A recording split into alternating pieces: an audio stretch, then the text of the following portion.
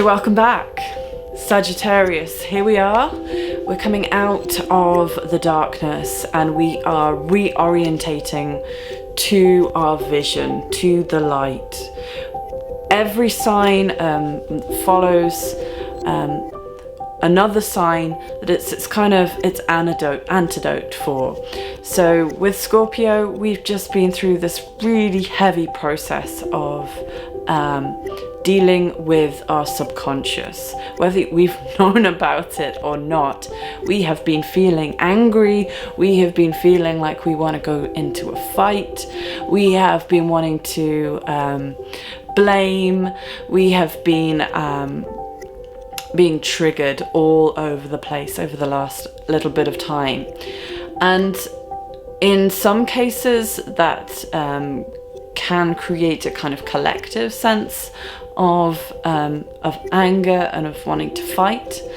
But the deeper sense that what we've been going through is actually, hey, humanity, hey, or Homo sapiens across the world, what are the unconscious and subconscious drivers of all the patterns that we see on this planet at the moment? The subconscious patterns that are fueling hate, that are increasing separation, that are leading us away from unity. You know, Scorpio also deals with these appetites of, you know, getting stuck in what's comfortable just because that's what we're used to doing. These old systems and structures that are coming down, whether we like it or not, for new ones to be built. And we don't want to change. You know, still on the radio, there are adverts about going back to normal. There is no going back now. There is only going into the future. And the new future that we are creating has to be remodeled from the inside. So the Scorpio work is the hard work. So why are certain structures and systems established that fuel this separation, that fuel this hatred, that, you know, still allows for cruelty to happen to our world, for even it to be funded for by governments, and this is still going on. You know, over the last 2.5 years, we've had a lot of things be exposed. You know, this the darkness in some of the structures and systems, in some of the organizations, in whether it's people in power abusing their power. We've seen that over and over again. Whether it's in famous people, actually, surprise, surprise, it turns out that they don't know everything and they're not necessarily got their moral compass in their greatest alignment. So just as a couple of steps back to put everything in perspective of what we're going into now in Sagittarius. This year of 2020 is the year where this conjunction of Saturn and Pluto and Mercury back in January, which is also the start of coronavirus, is really forcing a death and rebirth of structures and systems, and also communication, means of disseminating information. And this is rolling out over this year, and there's 3 big waves of it. You know, we've just had the final wave of Jupiter moving into Pluto, which is expanding into the death and rebirth process. So we've had this final kick up the butt, right? Of, okay, humanity, this ways that you've been doing things for the last 2 millennia are coming to an end. The last 2 millennia were known as the age of Pisces, and we're heading into the age of Aquarius. And this is where, like, very different energies are influencing us. So instead of instead of societies and systems being set up just for their own self-interest, greed, accumulation of power, accumulation of wealth, self-sacrificing, just following of the person at the top's rules. This is coming into an age where it's more about the collective, it's more about the whole. Democracy has to be restored in its fullest, truest sense, not just in the words of it and in its token gesture, in that the group is working together for the whole. This is not going to communism, this is not going back, this is going into something new, something that none of us can fully understand because we are of this old age. This is where we're having to leave the thing that's comfortable, the ways that are comfortable, because now we are becoming more and more aware, as our awareness is rising, as our consciousness is rising, of the injustices, it's starting to not feel right. And this sense of rightness and of knowing how we should live is not just reasoned in our brain based upon what we've been taught or learnt, which again is structures and systems of belief systems that have come before us, and what we've inherited effectively from our parents, and they've inherited from their parents, and so on and so forth. And this generation, we have had this massive surge in our awareness where we're realizing that these patterns and these habits that we've gotten into as a species, a lot of the time, because of a lot of hurt, because of a lot of pain, because actually we haven't loved our children, and our children have been exposed to trauma and rejection and pain and hurt and suffering, that they're growing up into adults that are playing out the cycle again. And here we are actually breaking this cycle. So it has been written about in many ancient texts for hundreds of years. My great-great-aunt Alice Bailey wrote in her book in the 1930s that the age of Aquarius was fully going to come into being when the North Pole star lines up with the Vega star. Now this is happening on the 21st of December. This is this real pivotal point when this new way of living, which eventually will become a far more intuitive, conscious society that intuitively knows and responds to others' needs. I mean, we can't even conceptualize this yet. It's also the age where science is really going to take hold and expand and develop. And this is something that I think many are really fighting against right now. It's, not comforting to have all these new technologies dramatically in our lives, rolling out very quickly and rapidly. But this is this incoming energy of Aquarius, which is also facilitating this technological and scientific progress, moving forwards and development. It doesn't mean that we're all going to like it, and it's going to be a real hard process of getting used to and working out how we can still feel in our most balanced and truest place within all this change, whether it's consciousness evolving or technology expanding. And here in this middle point, 2020, we have this kind of pause. And right now, I've just talked about Scorpio. We'd hopefully have done some, even if we haven't articulated it yet, we know now from this year what we love to do. We know what we don't like doing. We know We know what's getting us angry. Some of us maybe even had that dialogue with those emotions that have been coming up because everything has got so contracted, so challenging. You can't avoid it, right?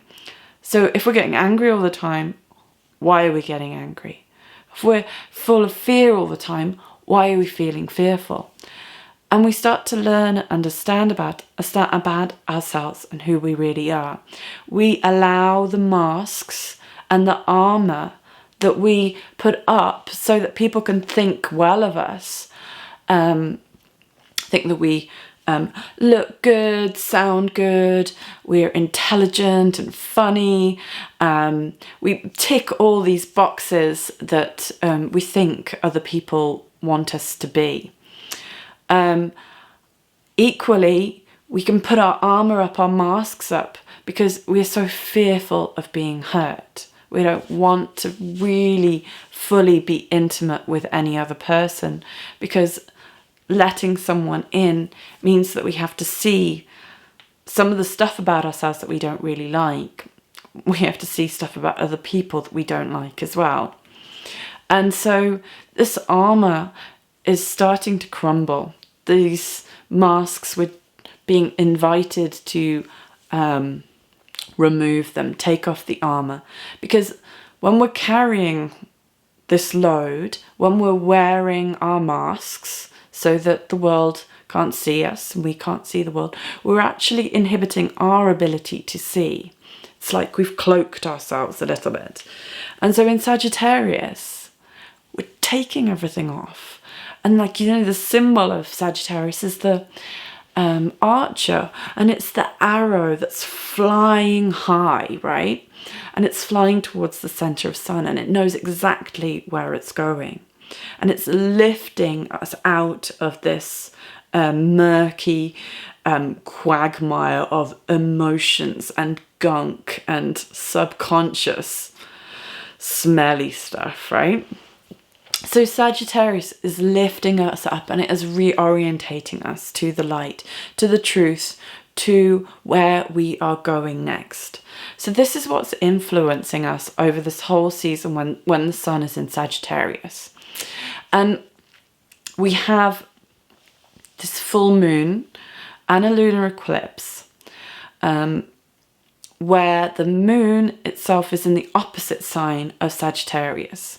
So what happens in the full moon is that we dredge up, like, get a bit more emotions. You know, moon is our lower self, which is very much ruled by our desires and our emotions.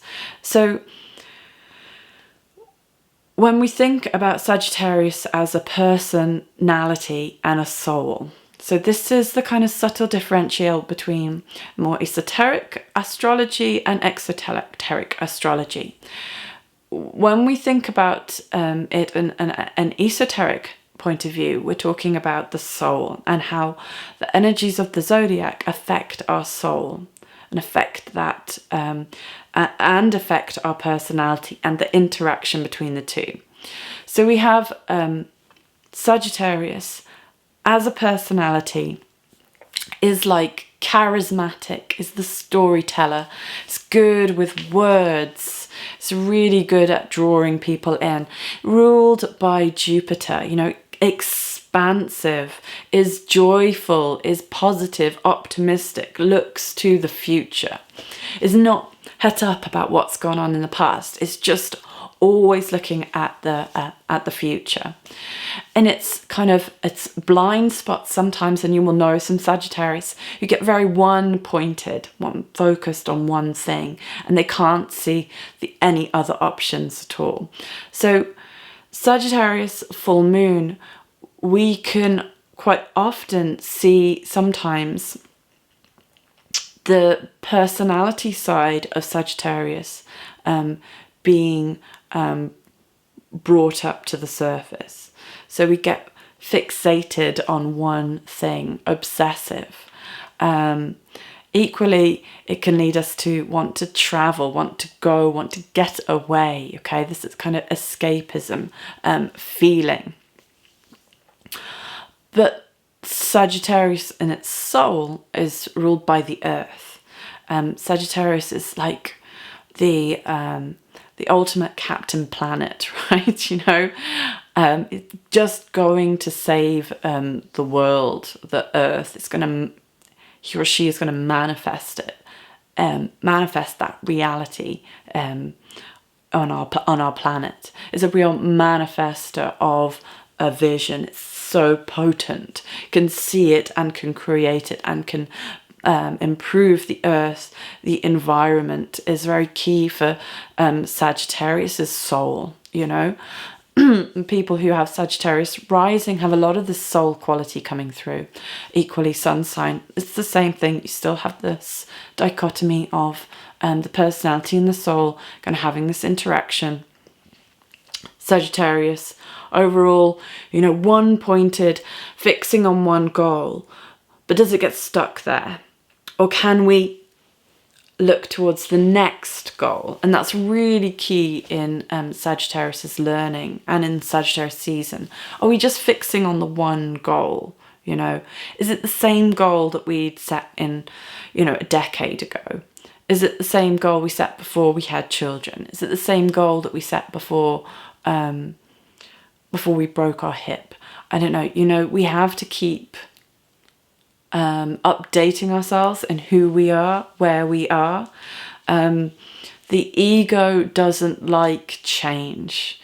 And so the ego, the mask that we form in our early 20s cannot remain the same. Our ego cannot expect us to be the same person we were in our 20s to in our 60s. And over that time, the ego needs to die a number of times and be reborn.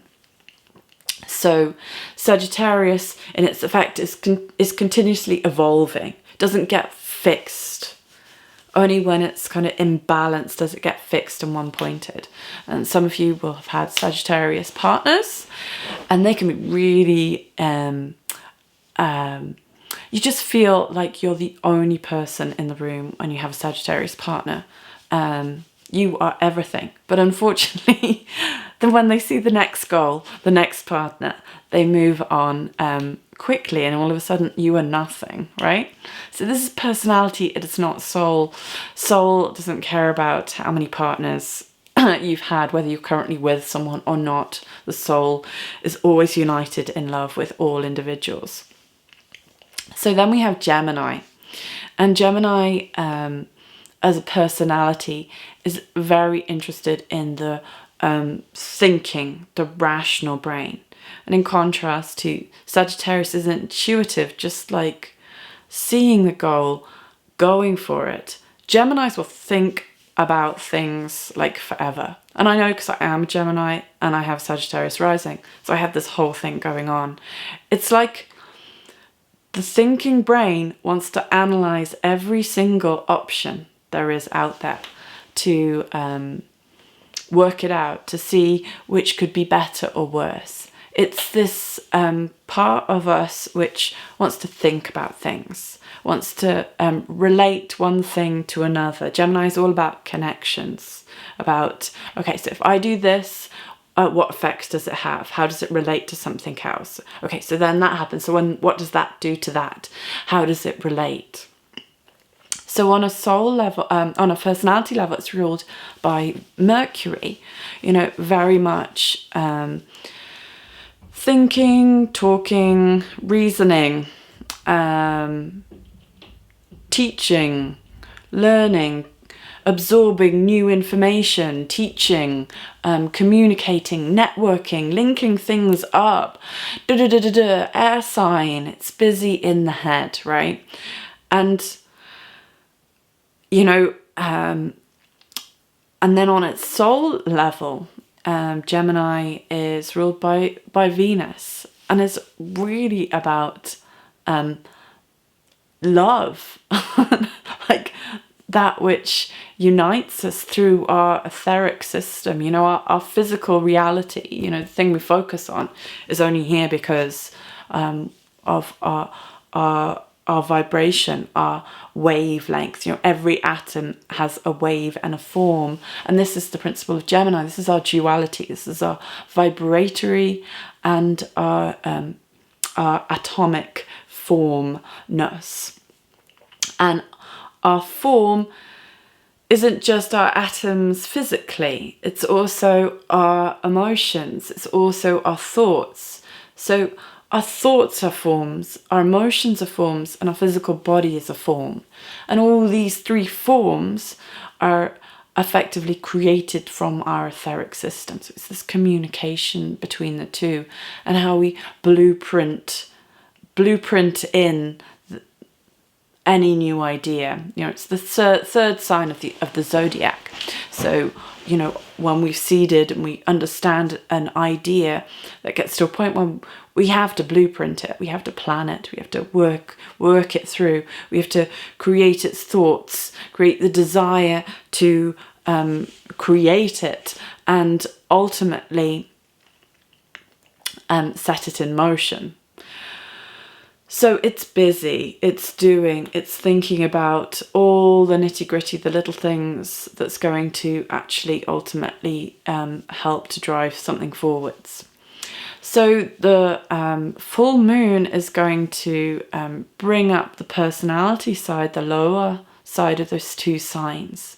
So depending on you as an individual, your own unique makeup, I think it's going to influence either in the sense that we're going to be very busy in our heads, over-analysing, overthinking things.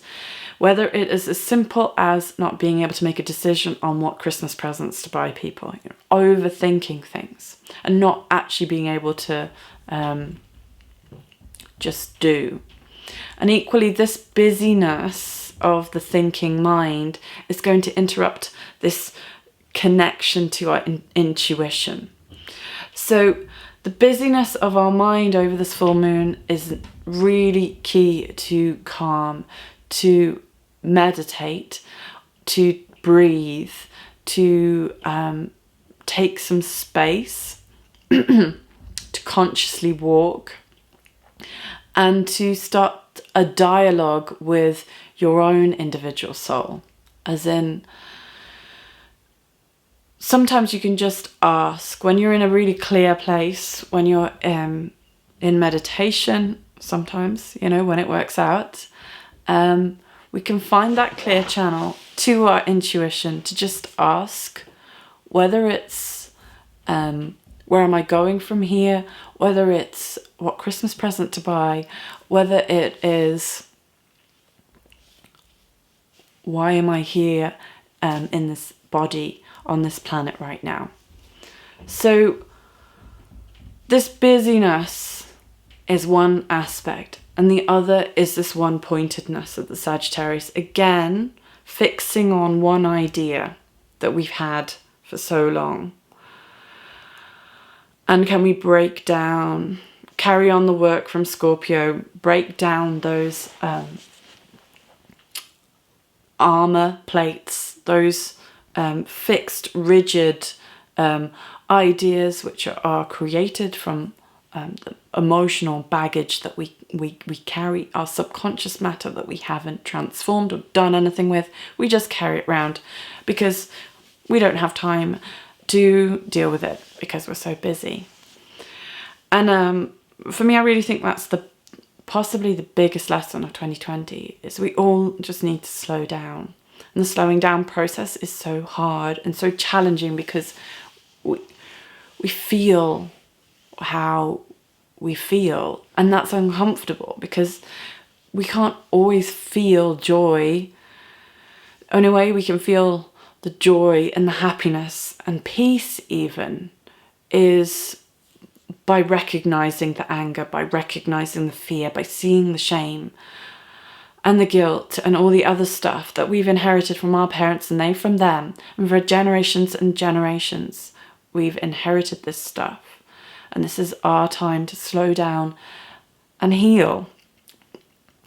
And in the healing process, which is a 12-fold process, You know, it involves all the archetypes of the zodiac. We will heal and we will create this new vision, Sagittarius, systems and structures in like Capricorn, means of serving and helping the greatest amount of people and the planet, Aquarius. How we can restore our connection to our oneness, you know, bring back unity, you know, heal the wounds of separation and cruelty and hatred and pride, you know, that's kept us apart, that's kept us as these individual people trying to outcompete others. And then, you know, Aries, just get going with the new, you know, the real new, not the old new, not the old new that we did, the real new. And Taurus, create the habits, set the habits.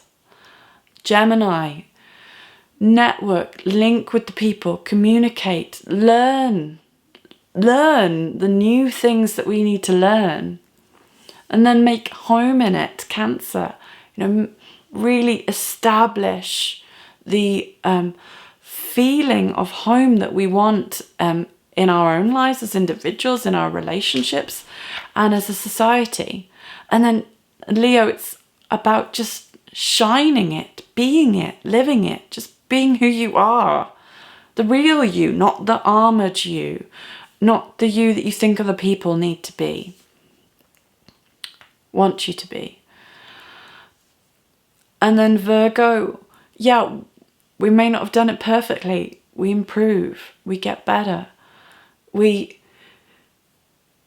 Libra, we further balance our extremities, our polarities. We further do this balancing work, and we face that which we need to face, our judgments, you know, the legal side of things, the justice, okay? And then we're back into it, another Scorpio cycle.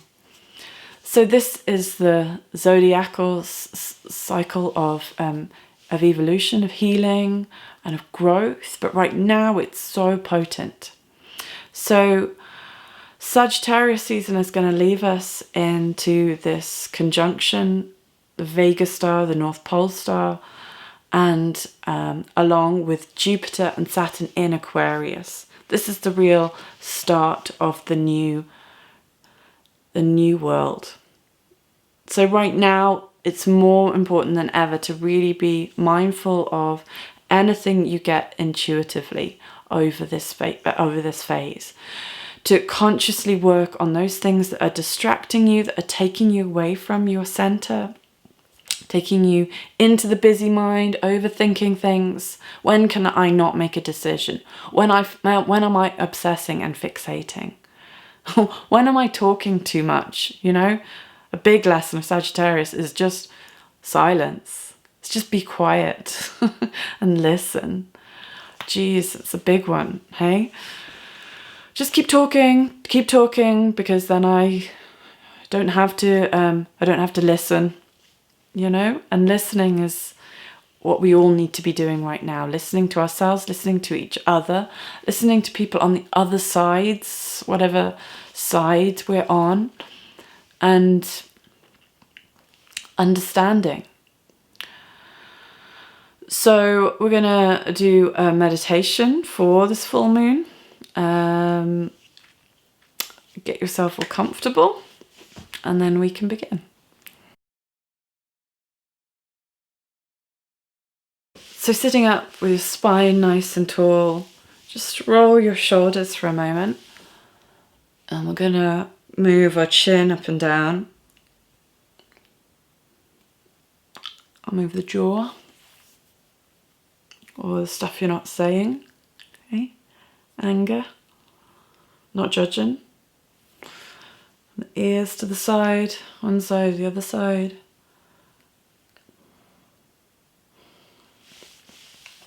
And sitting with a nice open heart, just rub your heart for a moment. Take a breath into your chest, your heart center. Hands down on your knees. Soles of the feet on the ground if you're sitting in a chair. If you're cross-legged, do put a cushion underneath your bum to lift your hips up a little bit, help the cross-legged position. And lift the crown up to the sky, shoulders draw back, watching your breath. Exhaling down the spine into the earth. The earth. Grow your roots down into the earth beneath you.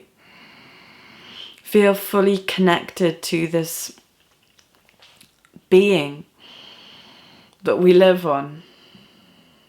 The physical atomic nature of this earth. And from your roots, drink up anything you need to nourish and nurture yourself at this time.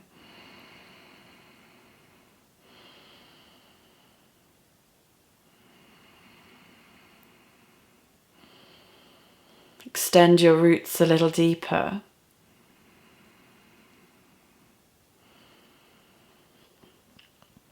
And growing up nice and tall up through the spine, growing branches above the crown of your head.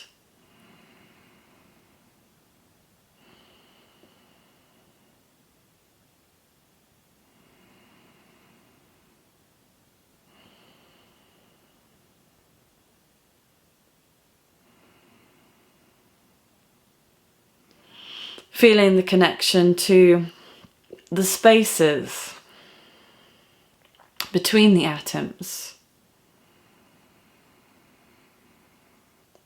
up towards light, pure white light above you, growing up as tall as your creative imagination can manage, and back down through the trunk of your tree, down through the roots into the ground beneath you.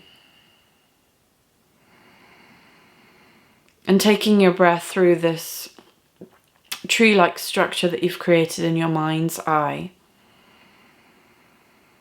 Up to the light and down to the earth.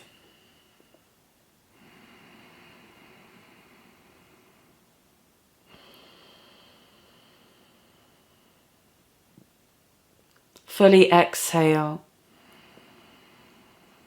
and fully inhale.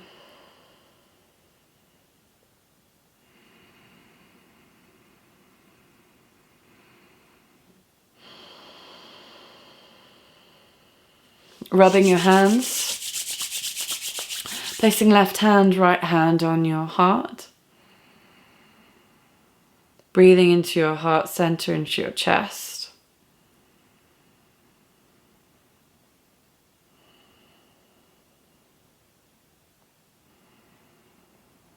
And bringing your eye gaze inwards and upwards. This full moon is really all about uniting our abstract with our rational brain, our intuitive and our thinking minds. Feel the breath coming in through the two nostrils up to that third eye, the brow center. And then back down out through the two nostrils. Here we have our symbols, our duality, reflected in our two nostrils, our two eyes, our two arms, our two legs, two hands, 2 feet, 2 sides of the brain.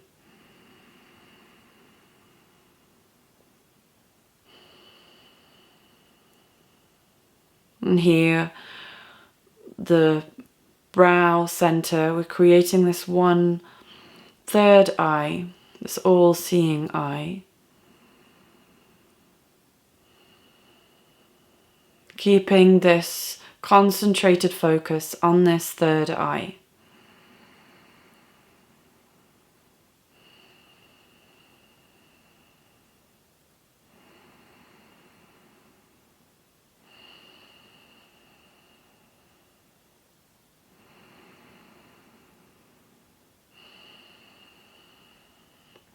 In terms of the cycle relating to a gestation, this is just before the birth. This is just before we birth whatever we have seeded back in April. We're in month 9 of our pregnancy, the 9th sign of the zodiac. Sagittarius relating to the sacral chakra as we bring our eye gaze down to our pelvis. This is in the sign in which we just prepare to give birth to a new vision. This is the connection between our higher self and our lower self. A vision into reality. The birthing of a baby, the birthing of an idea through the birth canal. You know, this greatest symbol of Christmas is truly the birth of Christ. You know, after a 9-month gestation, starting in the spring or autumn solstice, all the way through to this winter, the spring equinox through to this winter solstice. This is the real birth.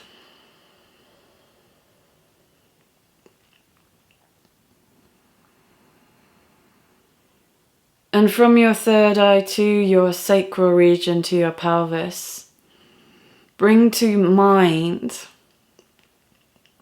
what ideas you had at the start of this year. Those seeds that you were growing.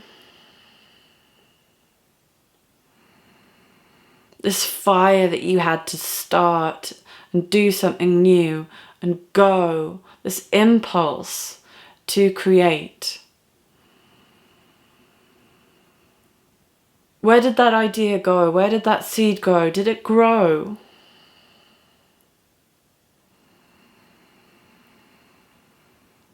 Did it help others? Did it serve you? Is it still there? Now let it go. Just let it go. And taking your eye gaze inwards and upwards to your third eye and up to your crown above you. Looking into the darkest space of the night sky. Sagittarius is kind of this 10 p.m. to midnight kind of time. It's dark. And in the night sky, in that darkness, look to the faintest star above you. The bright stars are obvious. The closest planets are obvious. As you look inwards and upwards, find this point of fine light in the distance. And draw that light down through your crown to your third eye.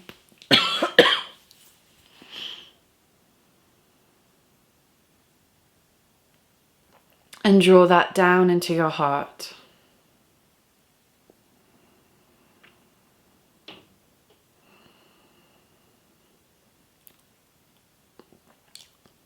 Where are you going in your life? What's your next step?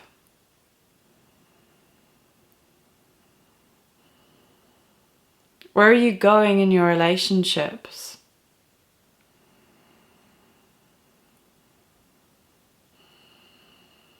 What's your next step? What's the future in your relationships?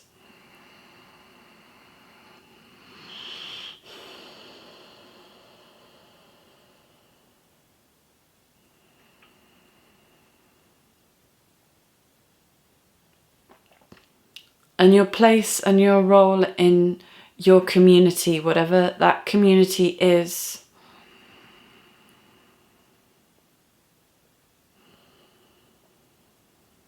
And what's your role in your community? What's your next step? Releasing your hands to your lap, keeping that gaze inwards and upwards to your third eye. Invite your highest mind to create a vision of your future.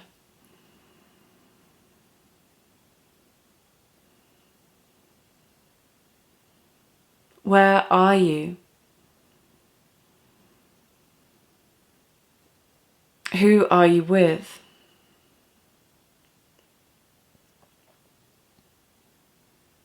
What are you doing?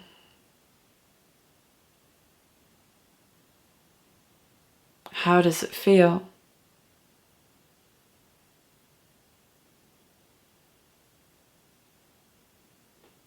Is this your next goal?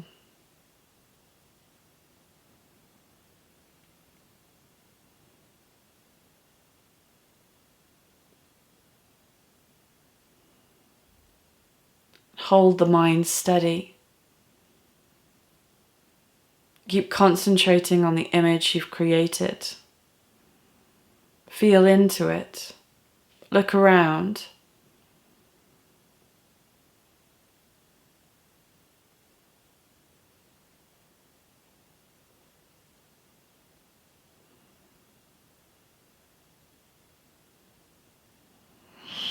Both sides of your brain want to work together. Soften and let them.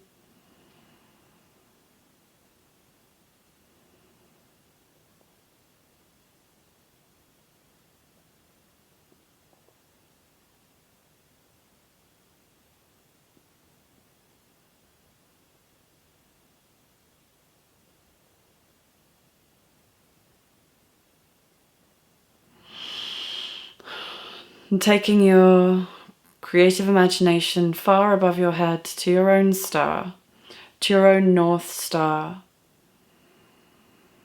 that which orientates you to your higher purpose, your true vibration, true frequency.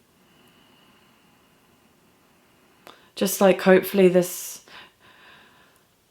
alignment of the North Star for us on Earth will reorientate us to our true North.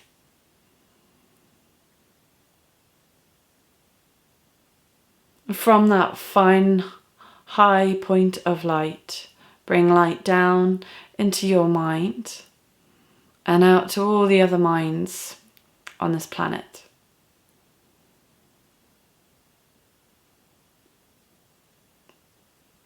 And from the deepest part of love,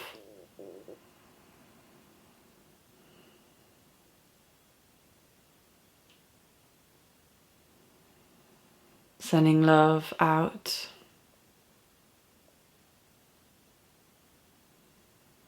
to all those souls on this planet, having this relationship with our own personality and with other personality souls.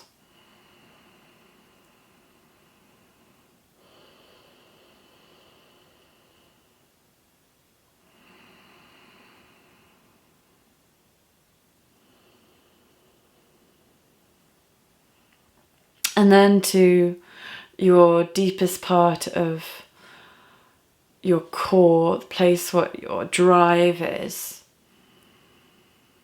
And from that place, connecting to all others,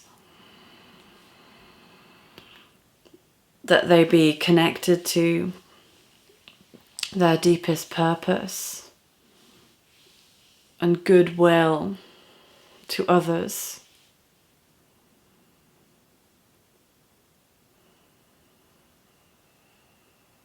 And see if you can hold all of humanity in your mind. Yeah. Just a small little thing.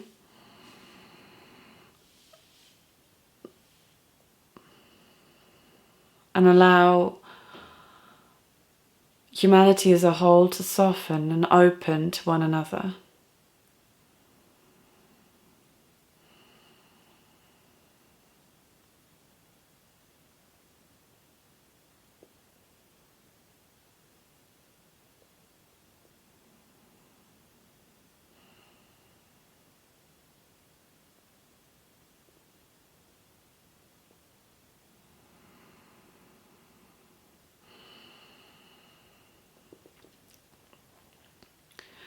and allowing light and love and goodwill to infuse and spread through all of humankind.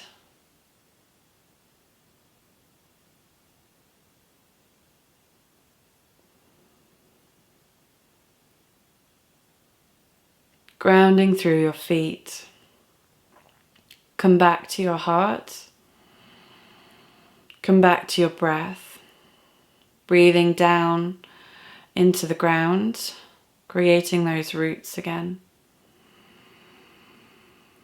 And those branches up to the sky. Bringing that vision you held for yourself into your heart.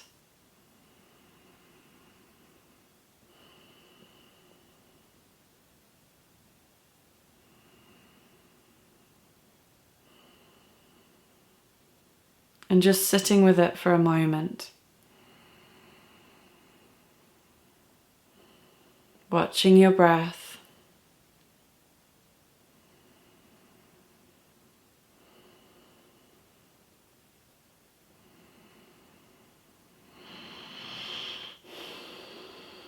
Taking a couple of deep breaths.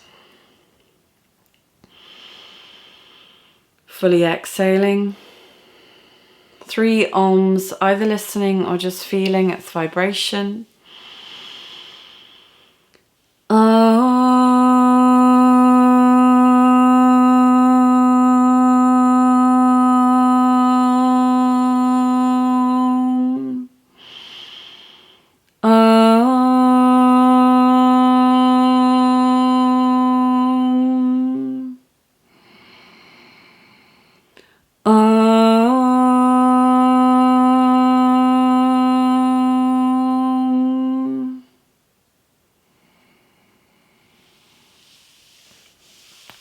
So just see how you feel.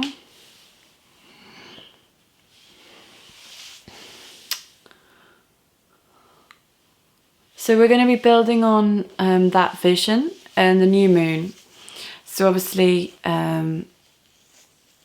with the full moon, sometimes you may actually have been more aware of the things that you don't want, the stuff that's in the way. But we are going to keep going with that development of our intuition over this month. And in 2 weeks' time, I'll be recording a new moon meditation.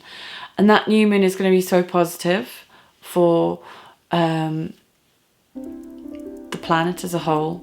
New moon is when we're really clear, where we're not influenced by our emotional body so much. And it's the time when new things can be seeded.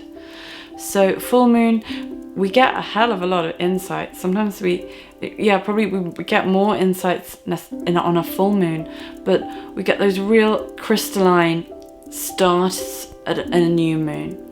So join me back here on YouTube for the new moon.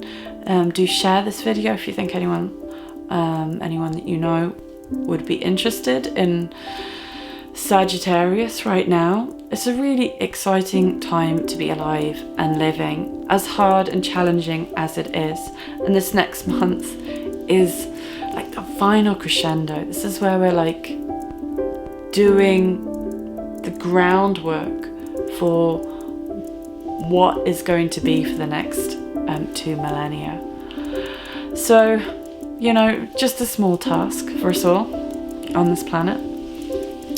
So I'll see you soon. Do follow me on Instagram and Facebook if you're not already. Otherwise, I'll see you back here on YouTube in 2 weeks. Namaste.